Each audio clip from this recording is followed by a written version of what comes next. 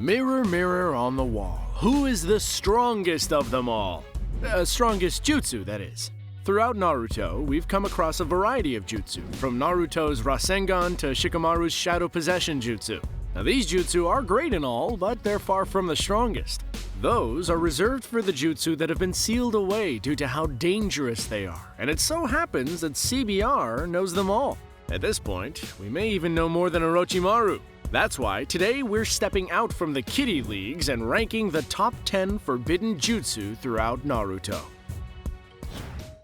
Kicking off our list is the Twin Snake Sacrifice Jutsu.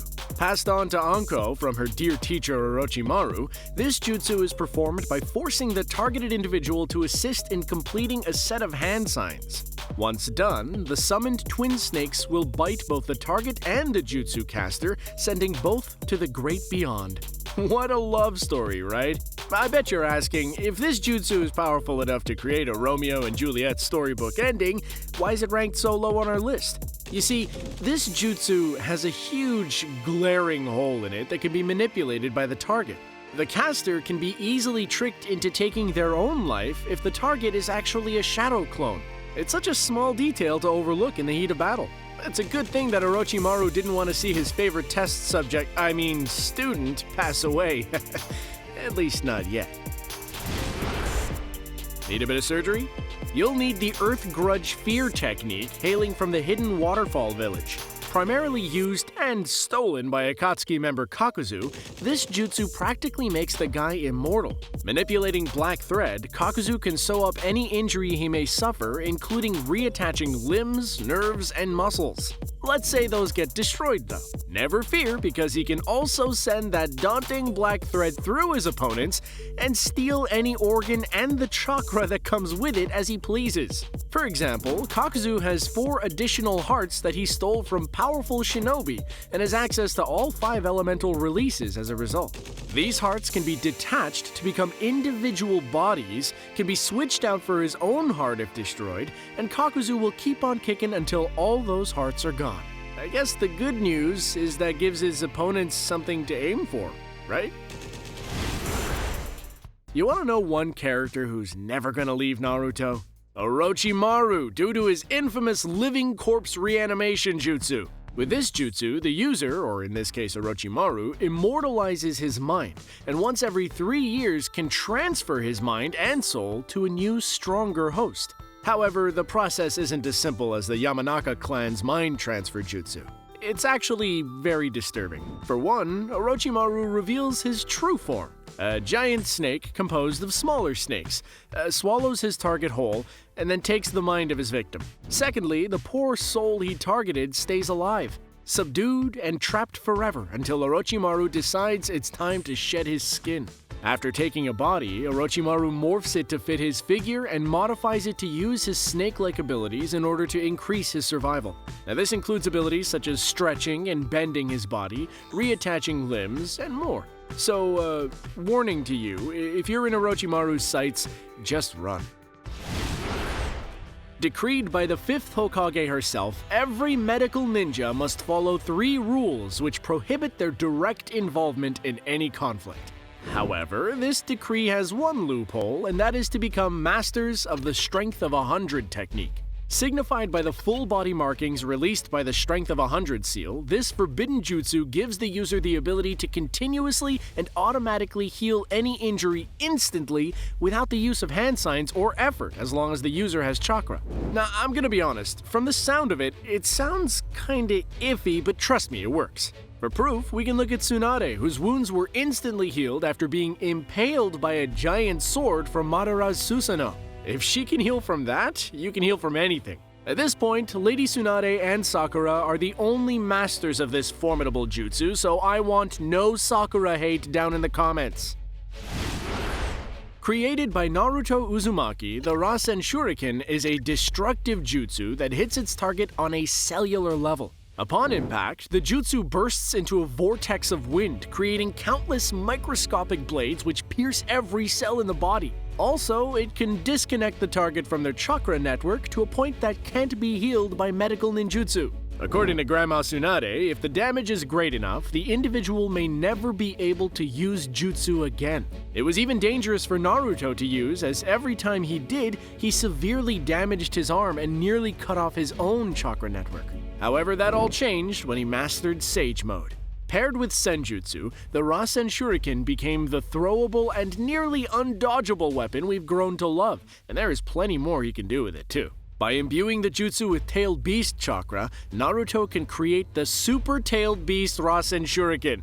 Get hit by that, and you've got a lot more to worry about than your chakra networks. If you had a second chance at life in exchange for your eyesight, would you take it? This is a question many Uchiha have asked as they use the forbidden Izanagi visual jutsu. Now this jutsu is practically the ultimate Uno reverse card, as it can turn illusion into reality. It can change yours and others' fate. It can bring you back to life. Unfortunately, this jutsu was abused by the Uchiha clan throughout their years of conflict, so a second visual jutsu was developed as a counter called Izanami. This genjutsu traps the target in an infinite, unalterable loop that can't be broken. Built around physical sensations, the target will feel pain, sorrow, etc. over and over again. Despite how awful this sounds, this dojutsu wasn't developed to be used against an enemy. It was created to save those addicted to using Izanagi. If the target can accept their fate, the mistakes they made, and the reality they created, the jutsu will release. Talk about a wake-up call. Invented by the Uzumaki clan, the Reaper Death Seal is something you do not want to mess with. You see, this jutsu summons the Shinigami, the god of death, and from that you can probably already tell what's about to go down. At the start of this jutsu, the Shinigami partly takes the soul of the caster. Then, practically without warning, the Shinigami drives its hand through its target, snatching their soul and sealing it away forever, along with the casters, where they will do battle for all of eternity in the pits of its stomach. Talk about a first date! Now, the success of this jutsu depends all on the caster's strength to pull the soul out of the body. If you're on the weaker side, you may only be able to seal Orochimaru's arms, but if you're as strong as Minato in his prime, you'll be able to seal half the Nine Tails inside of you. Okay, so this jutsu is technically not a jutsu, but for me to not include the technique of the strongest ninja next to Madara on this list, I would be doing the entire video a huge disservice. What I'm talking about is the 8 Gates technique, and specifically the opening of the Gate of Death. Mastered by Might Guy, the opening of the 8th gate is signified by the release of a red aura, symbolizing the blood boiling from within. In Guy's case, his chakra appears as a fierce dragon, and his speed and strength increases to a level that can catch even Madara off guard in his 10 Tails form. And that's not all. With this technique comes Guy's strongest taijutsu, Night Guy, which is a kick delivered with such force and speed it can obliterate the target's body, followed by a shockwave that will shake the surrounding area. With a technique like this, no one, and I mean no one, should ever doubt the power of youth again. Coming in at second place in our Forbidden Jutsu battle is summoning Impure World Reanimation. Seen plenty of times in Naruto, this jutsu brings a soul back to the living by binding said soul to a living human sacrifice.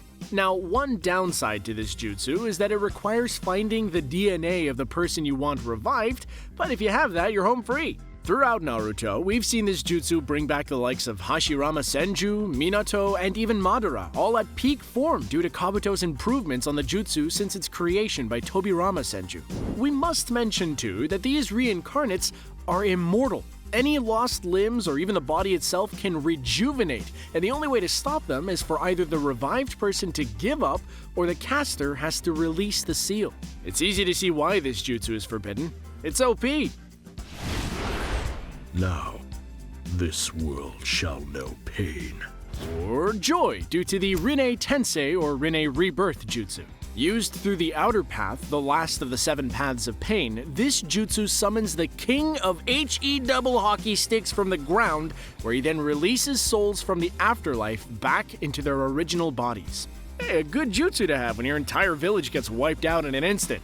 Also a great jutsu to have when, you get brought back to life by a reanimation jutsu and want to be a real boy again? Hopefully you're on the receiving side though. You see, due to the immense amount of chakra this jutsu requires, the user's hair will turn white and will likely pass on to the other side, much like Nagato did after reviving the Leaf Village. But hey, maybe one of those guys you brought back will have a good heart and sacrifice themselves for you.